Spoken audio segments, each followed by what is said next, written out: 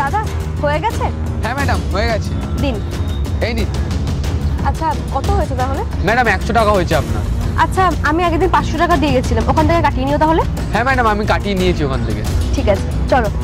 Madam আপনি এই জুতোর বক্সটা আমায় দিয়ে গেছিলেন, এর ভিতর টাকা ভর্তি ছিল, আপনি হয়তো ভুল করে রেখে গেছেন। দাদা আপনি এসব কি বলছেন? এই টাকাগুলো তো আমার না। আর তাছাড়াও আমি তো আপনাকে একটা বক্স দিয়েছিলাম, দুটো বক্স কোথা এলো? না না ম্যাডাম, এই বক্সটা আপনি দিয়ে গেছেন, আর এর ভিতরে আমি এতগুলো টাকা পেয়েছি, এটা আপনারই। এই শ্রুতি তুমি তো, আরে চুপ করো না। আচ্ছা দাদা বলছি এই বক্সটা সত্যি আমাদের না, আর আমি জানিও না এটা কে দিয়েছে।